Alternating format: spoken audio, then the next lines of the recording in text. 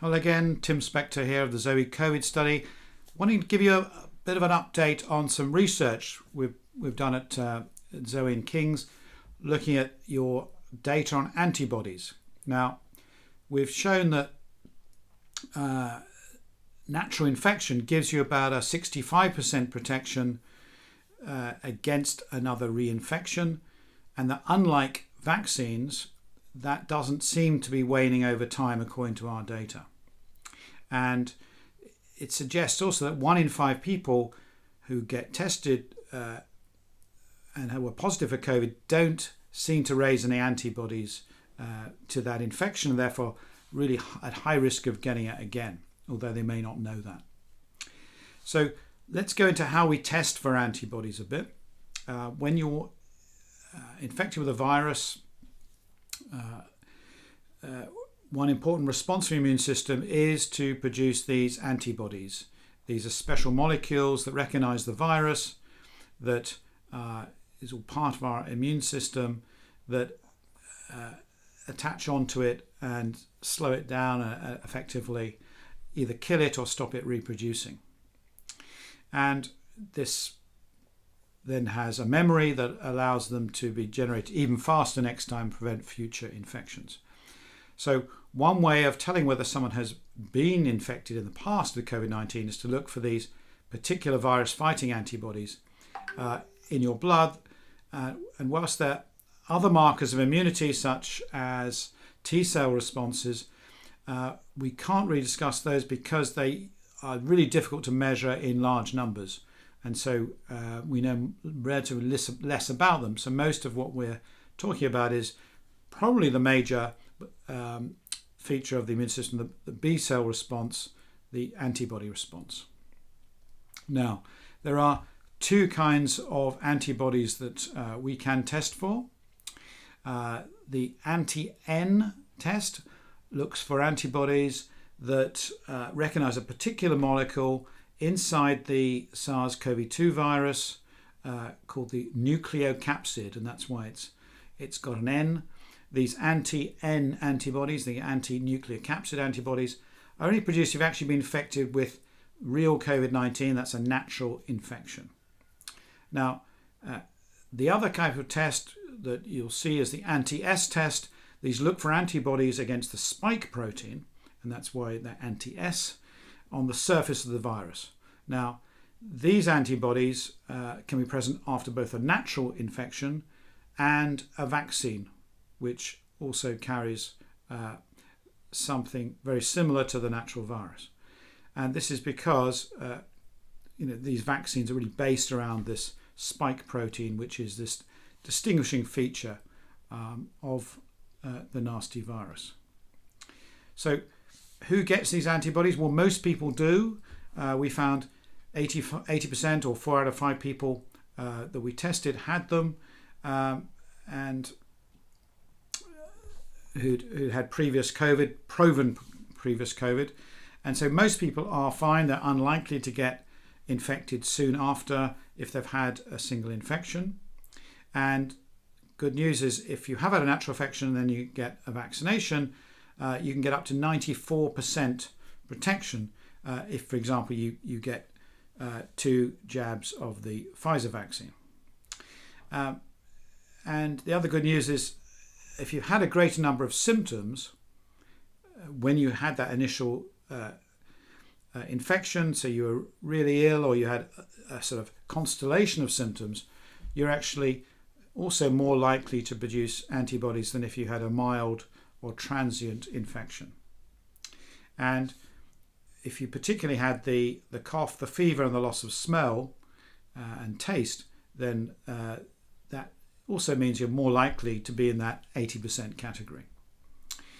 The other interesting thing is that if you got your infection at a time when lots of people around you in your area or village or school were also going down with it, then you're more likely to produce antibodies. And we think this might be some natural phenomenon that you might have got exposed to the virus after that, which just boosted that immune response even more. We're not quite sure yet, but it was quite clear in our data.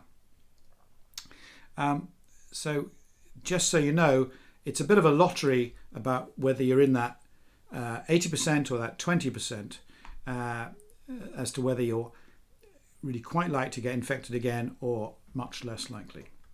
The bad news, of course, is if you are one of those 1 in 5 people who doesn't get the antibodies, you might not be as protected as others who have been infected. Now, it's not always clear cut which group does and doesn't get antibodies, but our team have certainly identified some trends which point us in the right direction. Now, the first one is that if you have any other health condition, which we call a comorbidity, which is like a chronic, long-standing condition like heart disease, hypertension, diabetes, autoimmune diseases, or you're under treatments for cancers, etc., you are less likely to have antibodies after an infection. But we also found that people who currently smoked were also less likely to develop antibodies, and that might be an effect on the immune system. But we couldn't link smoking directly to this antibody response, and it could be that's just an association that smokers tend to have less healthy behaviours, might take more risks, etc. Interesting, there was no link at all between sex, gender, social deprivation in terms of getting antibodies, and that is slightly different to a lot of the other results in COVID. But basically, without these antibodies, you're unlikely to get much protection from a previous infection without vaccination. And although there are other immune mechanisms which we haven't measured, this is on average still likely to be true. So the next obvious question is, if you are in the lucky group with antibodies, how long are they going to last, and are they going to give you good protection against infection?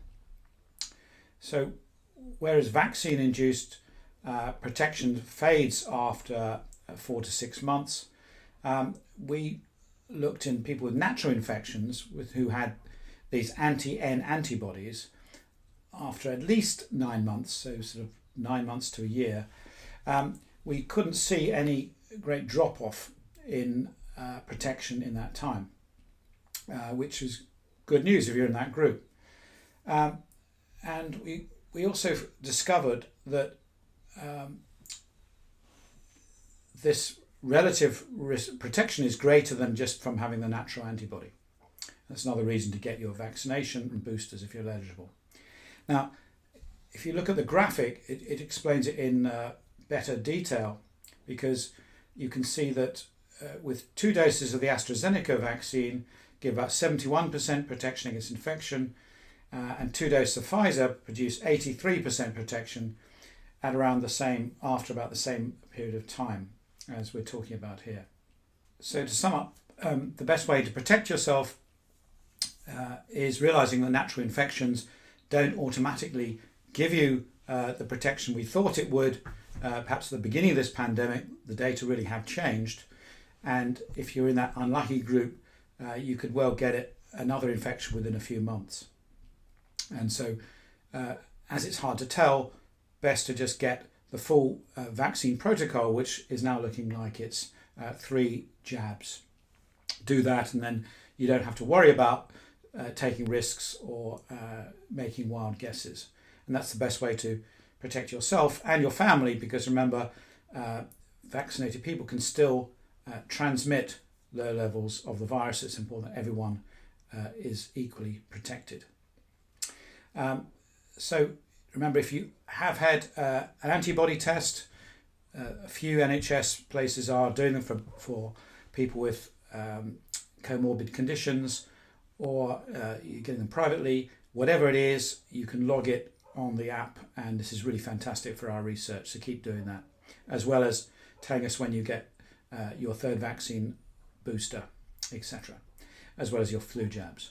So thanks for watching. Do continue to log. They're incredibly useful for us. Do like and subscribe this particular video if you do. Share it with your friends who may have forgotten all the things we're doing on the app now.